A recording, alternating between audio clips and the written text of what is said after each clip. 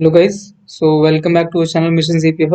My name is Ankit Sharma and I'll be teaching you today chapter 14 and 15 combinedly in this video of class 9th NCERT. तो मैं इस video में दोनों chapters को finish करूंगा क्योंकि दोनों चैप्टर के अंदर ज़्यादा मटेरियल नहीं है आपके एग्जाम पॉइंट ऑफ व्यू से। ठीक है, तो मैं इस चैप्टर को नेचुरल रिसोर्सेज और जो आपका लास्ट 15th चैप्टर है वो भी आपको पढ़ाऊंगा, जो कि आपका इम्प्रूवमेंट इन फूड रिसोर्सेज के नाम से। ठीक है, चैप्टर 14 से स्टार्ट करते हैं। पहले हम चैप्टर 14 स्टार्ट करने से पहले हमेशा की तरह एक मोटिवेशनल कोट आपके शेयर करना चाहूँगा मैं। Great things never come from comfort zone. ठीक है, तो अगर आप कंफर्ट जोन में रखोगे अपने आप को, मतलब जिस चीज़ में आपको आराम मिल रहा है, तो आपको वो चीज़ नहीं मिल पाएंगी जो कि आप चाहते हो। तो अच्छी चीज़ें हमेशा, अच्छी या बड़ी चीज़ें हमेशा ऐसे टाइम पे आती हैं जब आप अपना कंफर्ट जोन को छोड़ देते हो। तो स्टार्ट करते हैं चैप्टर को। चैप्टर का नाम है नेचुरल रिसोर्सेज। देखिए, रिसोर्सेज क्या होता है?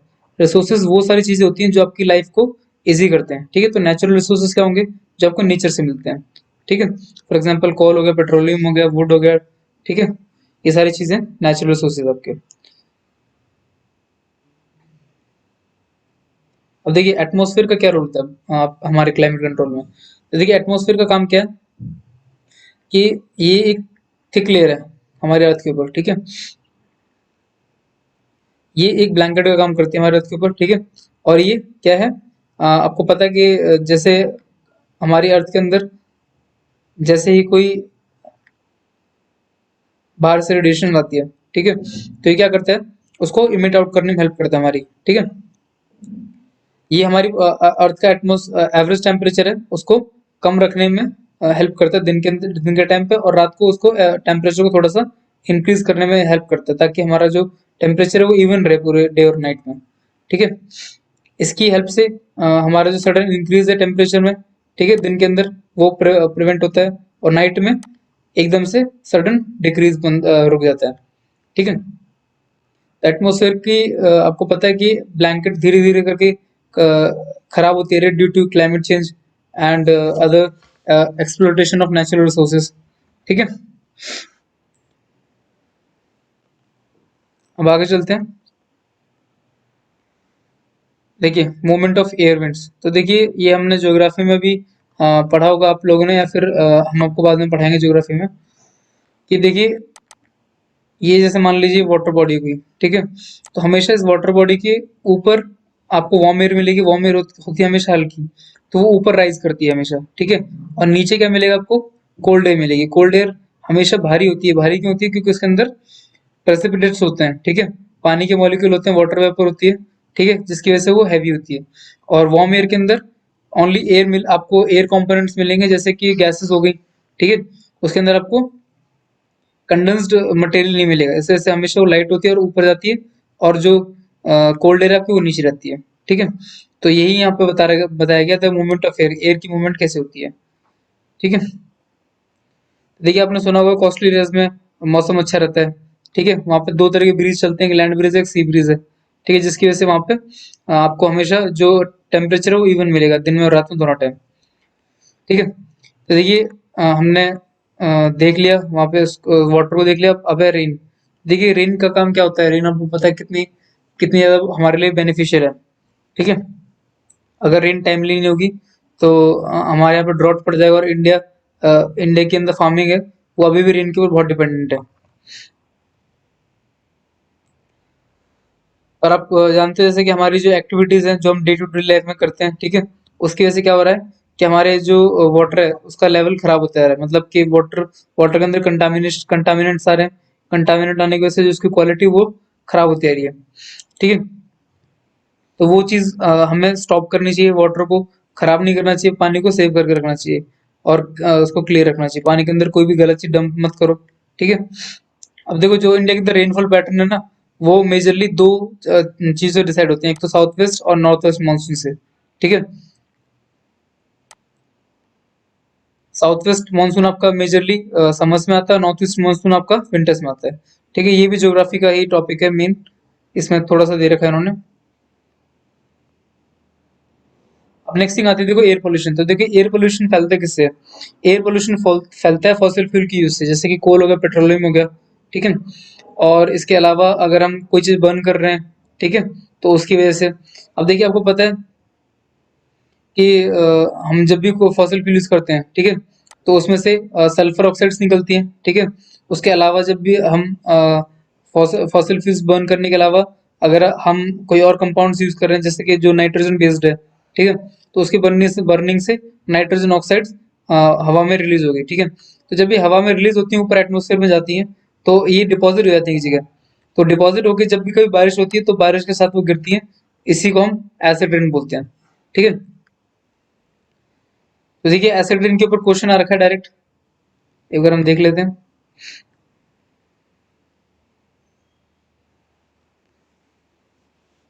देखिए अभी हमने पढ़ा कि सल्फर डाइऑक्साइड से सल्फर डाइऑक्साइड रिलीज होने से एसिड रेन होता है, ठीक है। और क्लोरोफ्लोरोकार्बन, ये आपने सुना होगा CFCs, ये अभी हम पढ़ेंगे भी चैप्टर में कि ये ओजोन लेयर को डिप्लीट करते हैं, ठीक है। कार्बन डाइऑक्साइड आप भी हम ये भी पढ़ेंगे कि टॉप मोस्ट कंट्रीब्यूटर होता है ग्रीन हाउस इफेक्ट का, और लेड क्या होता है ह्यूमन नर्वस सिस्टम के लिए हार्मफुल होता है। तो ये इस तरह से कुछ उसका मैच होगा। अब देखिए यहाँ पे एक इंपॉर्टेंट चीज है स्मोक। स्मोक क्या होता है, ये स्मोक प्लस फॉग दोनों का मिक्सचर होता है, ठीक है।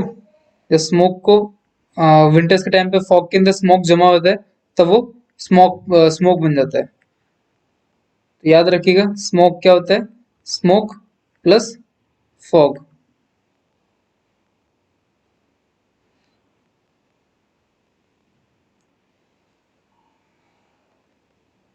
अब आगे चलते हैं। अब देखिए वाटर, आपको पता है कि वाटर हमारे लिए कितना एसेंशियल है। हमारी बॉडी 70% वाटर से बनी हुई है, तो अगर हमें वाटर नहीं मिलेगा पूरा तो हमारी बॉडी धीरे धीरे वीक हो जाएगी, ठीक है। तो वाटर देखिए हमें मिलता है कहाँ से, हमें सी से और रिवर से, पॉन्ड से, लेक से, ठीक है, और ग्राउंड वाटर से। मेजर हमारा जो सोर्स है फ्रेश वाटर का वो ग्राउंड वाटर ही है, ग्राउंड वाटर एंड ग्लेशियर्स है। अब देखिए वाटर पोल्यूशन, वाटर पोल्यूशन आपको पता है कि डे बाय डे बढ़ता जा रहा है, ठीक है। जितनी भी इंडस्ट्रीज है, फैक्ट्रीज है, वो डंप कर रही है अपनी जो वेस्ट है वो पानी की जो पॉन्ड वॉन्ड लेक है उसके अंदर डंप कर रही है। तो उसकी वजह से क्या हो रहा है कि उनकी क्वालिटी जो है वो डिग्रेड हो रही है, ठीक है। सीवेज को जो लोग हैं, ठीक है, सीवेज को क्या कर रहे हैं वो लोग टाउन से और सिटीज से लेक्स में, रिवर्स में डंप कर रहे हैं, जिससे वो उसमें जो एक्वाटिक एनिमल्स रहते हैं, ऑर्गेनिज्म रहते हैं, वो सारे उनके लिए खतरा बनता है, जहर होता है पानी का।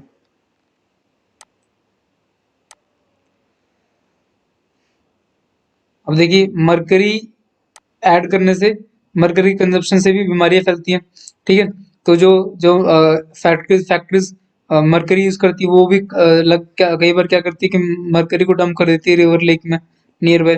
तो उससे जो अंदर उसके ऑर्गेनिज्म होते हैं उनको बीमारियां फैलती हैं और हमारे लिए भी हार्मफुल होती है। ये आपके इसमें मेंशन नहीं है बट आप फिर भी नोट कर सकते हो कि मरकरी के कंजप्शन से आपको मिनामाटा एक डिजीज होती है वो हो सकती है, और बच्चों के अंदर एक्रोडाइना, ये छोटे बच्चों के अंदर बीमारी फैलती है मरकरी की कंजप्शन से, बड़ों के अंदर मिनामाटा, ठीक है।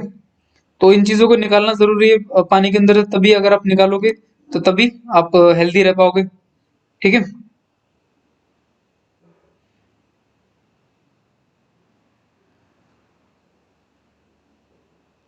आगे चलते हैं। अब देखिए मिनरल्स देखते हैं हम, ठीक है। अब देखिए हमें मिनरल्स कहाँ से मिलते हैं, हमें देखिए मिनरल्स मिलते हैं या तो सॉइल से, ठीक है, या फूड से मिलते हैं, या फिर कुछ मिनरल्स हमें वाटर के थ्रू भी मिलते हैं, ठीक है। तो देखिए सॉइल के अंदर हम लोग जो कंटिन्यूसली फर्टिलाइजर्स को यूज कर रहे हैं, फर्टिलाइजर का यूज करने से क्या हो रहा है, सॉइल की क्वालिटी खराब हो रही है, ठीक है। सॉइल के अंदर अगर हम डिकम्पोजेबल मटेरियल डालते हैं तो वो उसको ह्यूमस प्रोवाइड करते हैं, और हम उनकी जगह हम क्या डाल रहे हैं, ऐसे मटेरियल डाल रहे हैं सॉइल के अंदर जो कि डिकम्पोज नहीं हो पाते, जिसकी वजह से सॉइल के अंदर ह्यूमस नहीं बन पा रहा। ह्यूमस याद रखिएगा डेड और डिकिंग मटेरियल का बनता है।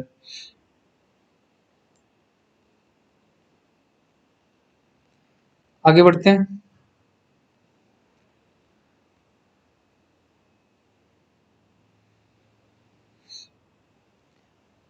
अब देखिए बायोजियोकेमिकल साइकिल्स, ये इस चैप्टर में इंपॉर्टेंट है। सबसे फर्स्ट है वाटर साइकिल। ठीक है, वाटर साइकिल में क्या होता है, वाटर साइकिल में होता है पानी का सरफेस से बनना, ठीक है, सॉरी सरफेस वाटर से बनना, सरफेस वाटर जैसे ओशियंस ओशंस की सरफेस से या फिर रिवर लेक के सरफेस से, ठीक है, और वापस वहीं पर आ जाना, ठीक है। तो देखिए यहाँ से एवोपरेशन होती है, या एवोपरेशन होकर पानी ऊपर गया, ऊपर जाके वो क्लाउड्स में फॉर्म हुआ, क्लाउड्स फॉर्म हुए, क्लाउड्स क्लाउड जब आपस में रब होंगे तो फिर क्या होगा, बारिश होगी, ठीक है। बारिश होगी तो वो ग्राउंड वाटर ग्राउंड में जाएगा, ग्राउंड से ग्राउंड वाटर सप्लाई करेगा पानी अपना सरफेस में, ठीक है। तो देखिए प्लांट से ट्रांसपिरेशन भी होती है, वो ट्रांसपिरेशन ऊपर जाके पानी देती है, हम जो रेस्पिरेशन करते हैं, ठीक है, रेस्पिरेशन के लिए हमें ऑक्सीजन भी वहीं से मिलता है, एटमोसफेयर से मिलता है। तो देखिए इसी के ऊपर एक और क्वेश्चन आ रखा है, उसको हम देख लेते हैं। तो देखिए बहुत स्ट्रेट अवे और बहुत सिंपल क्वेश्चंस आते हैं। देखिए which one of the following statement regarding water cycle is correct, water cycle के रिगार्ड में कौन सी इसमें से बात सही है।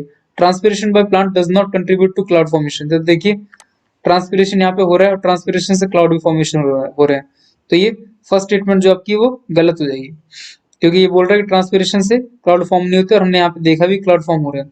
Only evaporation of surface water water of reverse and ocean is responsible for cloud formation. देखिए कह रहे हैं कि रिवर्स और ओशन, ये रिवर्स है और या ओशन मान लीजिए, इनके ऊपर जो सरफेस वाटर है इन्हीं के एवेपोरेशन से सिर्फ क्लाउड फॉर्म होता है। तो देखिए ये गलत है, क्योंकि देखिए यहाँ पे ट्रांसपिरेशन से भी क्लाउड फॉर्म हो रहे हैं, ठीक है। आगे देखिए rainfall does not contribute in maintenance of underground water table, तो देखिए ये बोल रहा है कि रेन से जो अंडरग्राउंड वाटर टेबल है ये रिचार्ज नहीं होता, तो ये भी गलत है, क्योंकि रेन जब आती है ग्राउंड में पड़ती है तो क्या करती है, ग्राउंड में वाटर टेबल होती है, वाटर का जो लेवल है उसको इंक्रीज करती है या फिर उसको रिचार्ज करना कहते हैं, ठीक है। तो ये स्टेटमेंट भी गलत है। बच्चे आपकी लास्ट स्टेटमेंट, अंडरग्राउंड वाटर में ऑल्सो भी कनेक्टेड टू सरफेस वाटर, तो कह रहा है अंडरग्राउंड वाटर सरफेस वाटर को कनेक्टेड होगा, तो देखिए ये अंडरग्राउंड वाटर है और ये सरफेस वाटर को कनेक्टेड है, तो ये लास्ट स्टेटमेंट आपकी सही हो जाएगी। और देखिए बिल्कुल एक फिगर के अंदर ही सारे आपके आंसर्स थे, ठीक है। तो इसीलिए आपको एनसीईआरटी पढ़ना बहुत जरूरी है आपके लिए। देखिए अब है नेक्स्ट नाइट्रोजन साइकिल, तो देखो आपको पता है कि हमारे एटमॉस्फेयर में 78% नाइट्रोजन है, ठीक है, और हमारी बॉडी के अंदर एसेंशियल अमीनो एसिड्स भी नाइट्रोजन से बनते हैं, ठीक है। बहुत सारे विटामिन है जो हमें नाइट्रोजन के थ्रू मिलती हैं, ठीक है, पर ये नाइट्रोजन हमारे पास डायरेक्टली अवेलेबल नहीं होता, ठीक है। तो हमें एटमॉस्फेयर से पहले फिक्स कराना पड़ता है।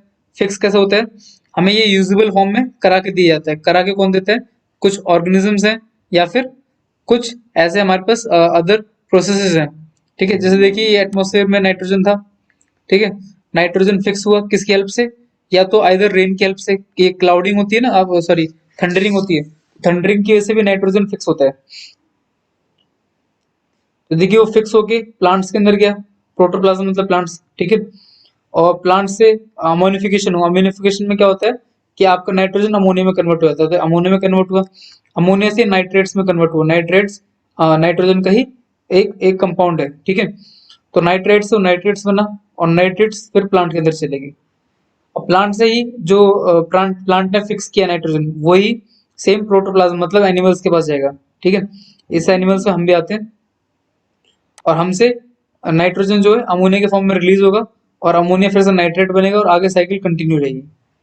अब देख एक और क्या तरीका है कि एटमोस्फेयर में से नाइट्रोजन फिक्स हो, ठीक है, नाइट्रिफिकेशन की फॉर्म में नाइट्रिफिकेशन क्या होता है, ये भी नाइट्रोजन को फिक्स करने का तरीका होता है।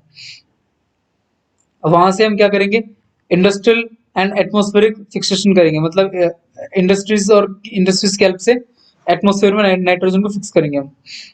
फिर आगे नाइट्रिफिकेशन होगा, नाइट्रिफिकेशन से नाइट्रेट्स बनेंगी, और उससे फिर डिनाइट्रिफिकेशन, डिनाइट्रिफिकेशन से क्या होगा, नाइट्रोजन अपने जो अदर कंपाउंड्स है मतलब नाइट्रेट्स और नाइट्रेट्स उसको छोड़ देगा, और फिर एटमोस्फेयर में फिर से चला जाएगा। तो देखिए साइकिल आपको ऐसे याद रखनी है कि नाइट्रोजन दो तरीके से फिक्स हो सकता है, एक तो प्लांट्स के थ्रू, प्लांट से हमारे पास जाएगा, ठीक है, प्लांट से जब जाएगा तो इनके अंदर से बाई प्रोडक्ट्स निकलेगा, अमोनिया, हमारे अंदर से भी वही निकलेगा। अमोनिया हमेशा नाइट्रेट बनता है, नाइट्रेट नाइट्रेट बनता है, और फिर वो साइकिल चलती रहती है। या फिर इंडस्ट्रीज की हेल्प से नाइट्रोजन फिक्स हो सकता है, इंडस्ट्रीज की हेल्प से नाइट्रिफिकेशन होगा। नाइट्रिफिकेशन देखिए नाइट्री और फिक्सेशन याद करके आप, नाइट्री मतलब नाइट्रोजन, बाकी फिकेशन मतलब फिक्सेशन। मान लीजिए कि हमने एटमोस्फेयर से नाइट्रोजन को निकाला है, वो निकाल के नाइट्रेट्स में कन्वर्ट किया, नाइट्रेट्स पे फिर से नाइट्रेट्स में से फिर हम क्या करेंगे कि जो अदर कंपाउंड्स हैं उनको निकालेंगे और नाइट्रोजन नाइट्रोजन छोड़ देंगे, एटमोस्फेयर में चला जाएगा वो। नेक्स्ट जो हमारी साइकिल है वो कार्बन साइकिल। अब देखिए कार्बन हमारी बॉडी के लिए भी जरूरी है, क्योंकि आपको पता है कि हमारी बॉडी में रेस्पिरेशन होता है, ठीक है।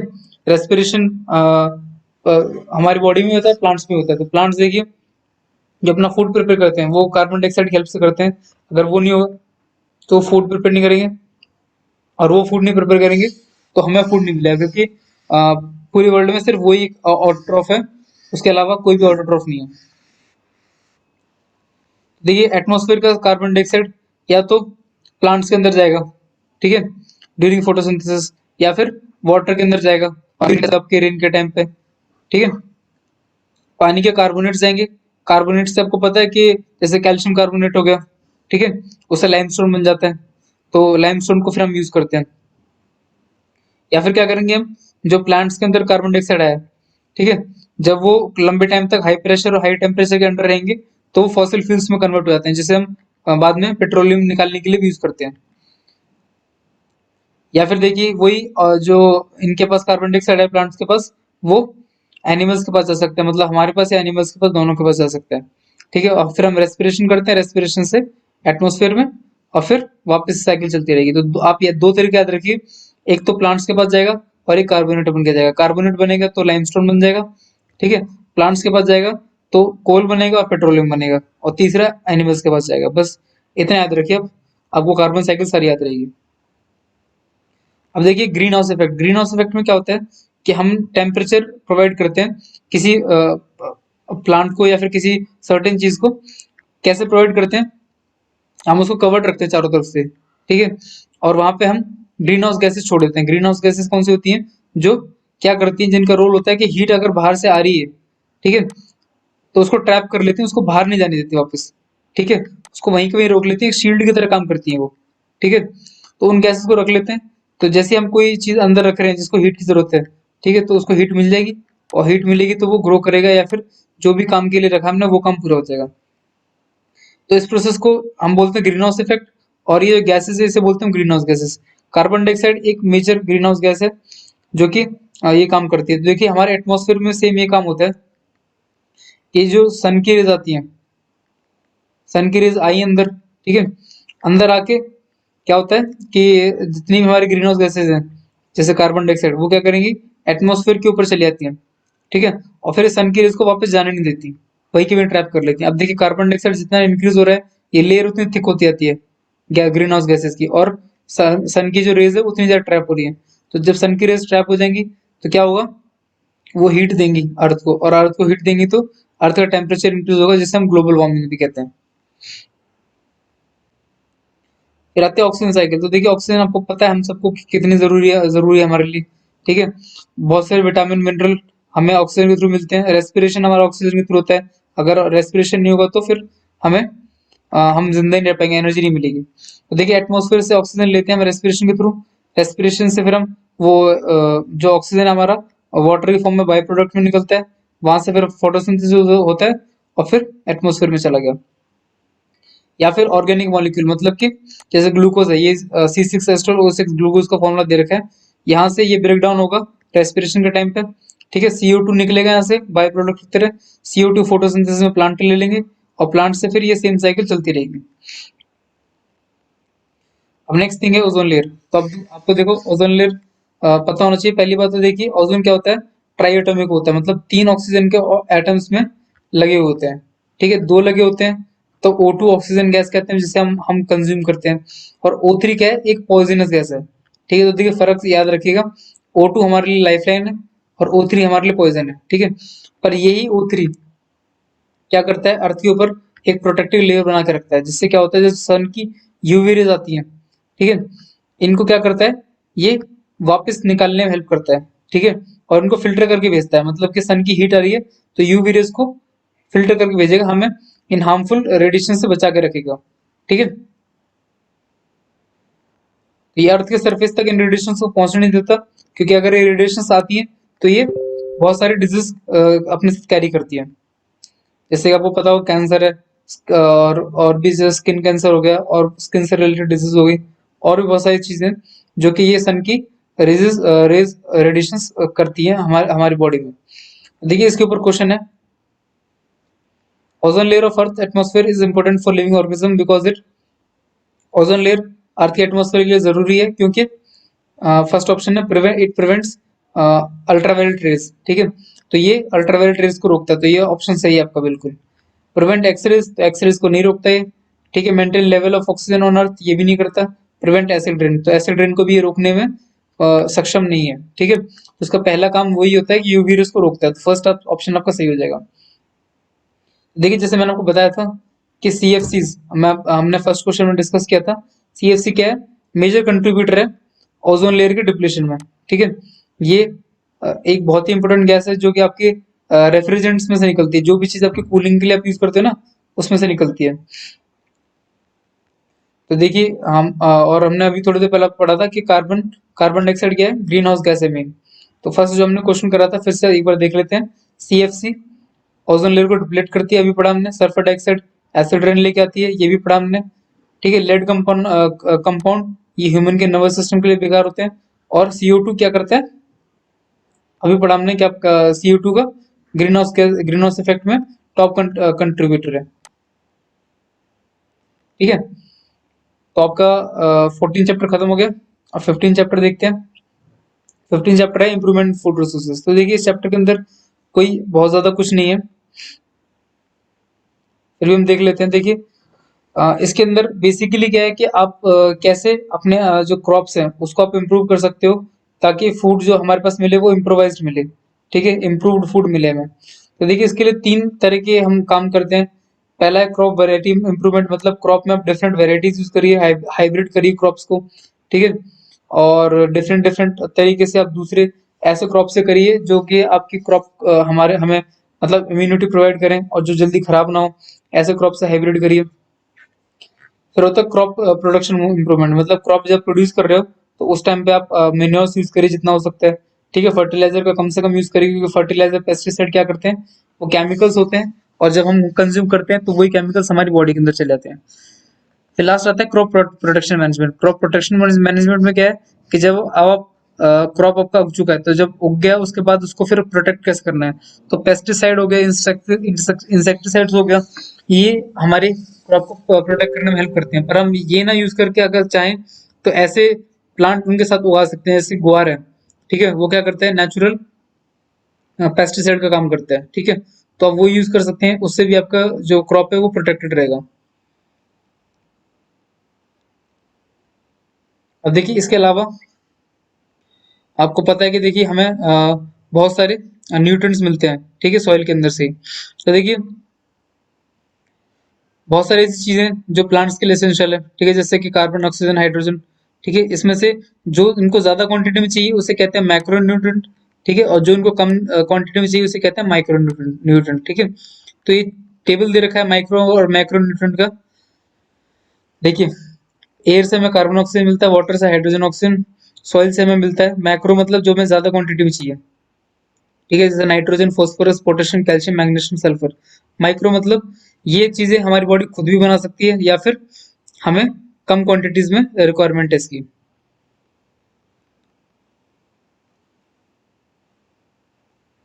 जैसे कि iron, manganese, boron, zinc, copper, molybdenum and chlorine. तो देखिए इसके ऊपर भी क्वेश्चन आ रखा है,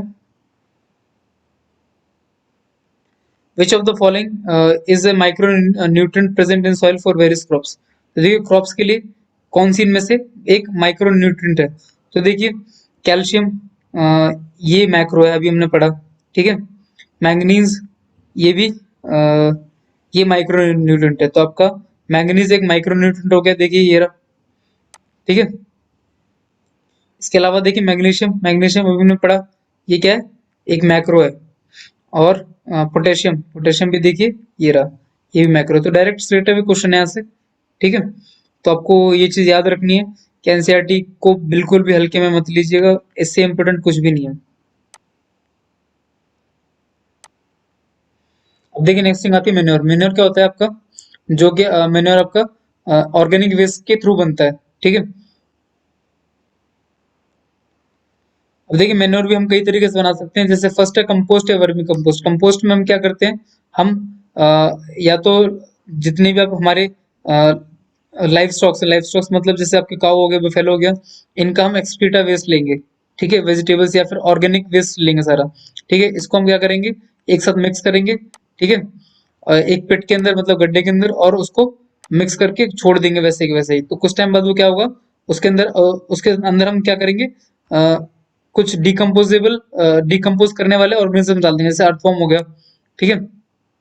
तो वो क्या करेंगे कि उनको इनरिच कर देंगे न्यूट्रिएंट में। तो जब वो डिकम्पोज मटेरियल जब हम सॉइल के अंदर डालेंगे तो वो उसको न्यूट्रिएंट के साथ एनरिच करेगा, ठीक है। तो इस मेथड को हम बोलते हैं वर्मी कंपोस्ट, या फिर एक तरीका ग्रीन मैन्योर। ग्रीन मैन्योर में हम क्या करते हैं कि हम कुछ प्लांट्स जैसे गुआर हो गया, ठीक है, इनको हम प्लो करते टाइम, जब जुताई करते हैं उस टाइम पे हम डालते हैं, और ये नाइट्रोजन और फॉस्फोरस को इंक्रीज करने में हेल्प करते हैं। अब देखो फर्टिलाइजर रहता है, फर्टिलाइजर देखो क्या करता है, ये आप एनपी क्या याद रखिएगा, नाइट्रोजन, फॉस्फोरस एंड पोटेशियम, तीन चीजों के लिए फर्टिलाइजर यूज किए जाते हैं, एनपीके। सिर्फ ये तीन ऐसे न्यूट्रिएंट है जो हाई अमाउंट में ये प्रोवाइड करता है, जिससे हमारी सॉइल की जो क्रॉप है उसकी यील्ड बढ़ती है, क्रॉप ज्यादा प्रोडक्शन देता है। और ये आपको पता है जैसे कि केमिकल्स है, तो केमिकल्स आप कंज्यूम करोगे तो वो आपको अपना हार्मफुल इफेक्ट भी देगा। अब देखिए नेक्स्ट थिंग आती है इरिगेशन। तो देखो अब पता है आपको मेजरली इंडिया रेन फेड है, मतलब इंडिया रेन के ऊपर डिपेंडेंट है इरिगेशन के लिए। पर फिर भी कई जगह पे जहाँ पे इरिगेशन की फैसिलिटी अवेलेबल है वहां पे हम ट्यूबवेल्स के थ्रू या सबमर्सिबल के थ्रू इरिगेट करते हैं।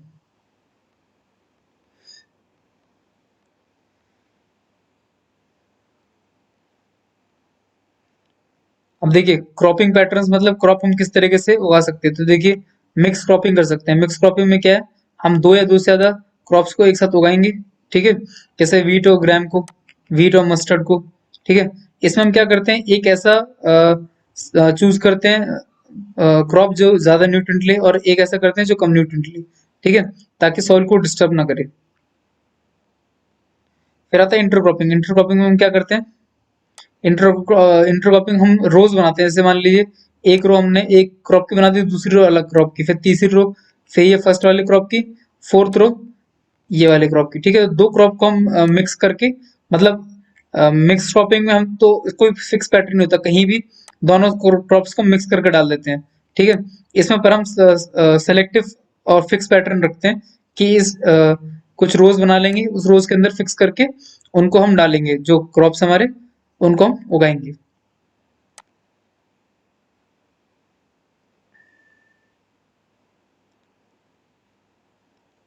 अब देखिए ग्रेन स्टोरेज है, ये एक बहुत बड़ा इशू है हमारे इंडिया के अंदर, ठीक है। देखिए अगर आप स्टोर करते टाइम ऐसी जगह स्टोर करेंगे जहाँ पे मॉइस्चर है, ठीक है, या फिर टेम्परेचर ज्यादा है, तो वहां पे वो आपका क्रॉप खराब हो सकता है। तो इसी वजह से कई बार क्या होता है, किसानों की फसल खराब हो जाती है, ठीक है। तो प्रॉपर कोल्ड स्टोरेज बनाए गए हैं आजकल, गवर्नमेंट के थ्रू भी बन रहे हैं, और वैसे प्राइवेट रन भी हैं कोल्ड स्टोरेज। तो वहां पे भी ये चीज अवेलेबल है, तो वहां पे आप क्रॉप को स्टोर कर सकते हो। तो उसके बाद हमारा टॉपिक आता है एनिमल हस्बेंड्री। एनिमल हस्बेंड्री में क्या होता है कि जो भी एनिमल्स है हमारे, ठीक है, जो कि हमें कुछ वैल्यू प्रोवाइड करते हैं, जैसे कि हमारे लाइफ स्टॉक्स हो गए, काउ बफेलो हो गया, ठीक है, या फिर हमारे पोल्ट्रीज हो गए, जो कि मतलब हमें मिल्क या फिर मिल्क बेस्ड प्रोडक्ट्स प्रोवाइड करते हैं, हम वो पाल लेते हैं ताकि हमें उनसे बेनिफिशियल चीजें मिल पाए।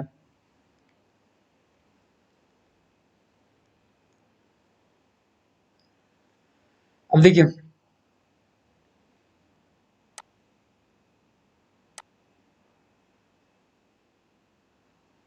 यहाँ कुछ फॉरेन और इंडियन ब्रीड्स का नाम दे रखा है, ठीक है, जो कि मिल्क प्रोड्यूस करते टाइम इनकी क्वालिटीज अच्छी होती है, ठीक है। तो जैसे आपको पता है कि जो ब्रीड्स इंडिया के बाहर की हैं वो ज्यादा मिल्क प्रोवाइड करती हैं, पर जो हमारी इंडियन कैटल है उसकी क्वालिटी बहुत अच्छी है मिल्क की।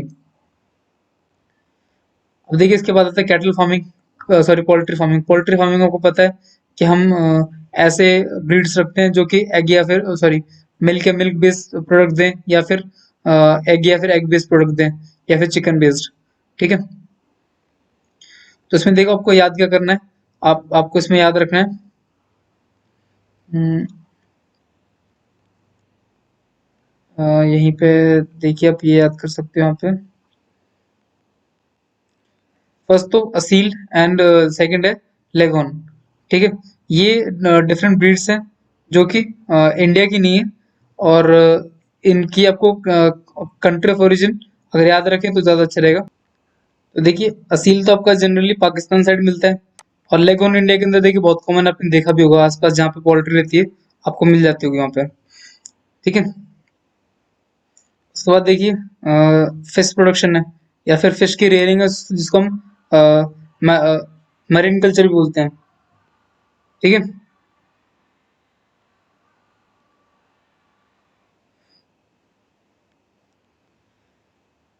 बस चैप्टर में और कुछ नहीं है जो आपके एग्जाम से रिलेटेड हो और एग्जाम के लिए बेनिफिशियल हो। ठीक है, तो चैप्टर आपका यहीं खत्म होता है, इसके साथ साथ आपकी 9th क्लास की एनसीईआरटी भी खत्म होती है। ठीक है, तो आपको कोई डाउट है तो आप शेयर कर सकते हो चैनल के ऊपर, हम उसको ट्राई करेंगे जल्दी से जल्दी आंसर करने की। ठीक है, एक बार मैं क्वेश्चन चेक कर लूँ, आपको कोई क्वेश्चन रह गया उस चैप्टर का तो मैं आपको भी बता देता हूँ, शेयर कर लूंगा।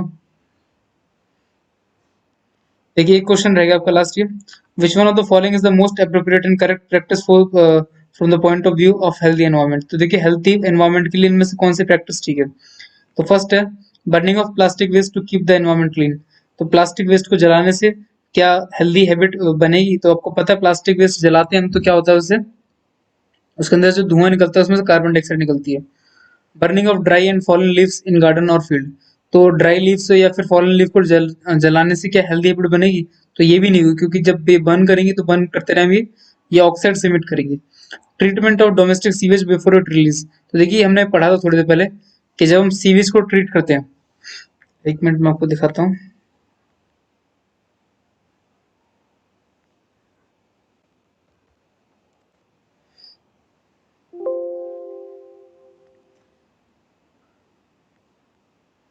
Just a minute.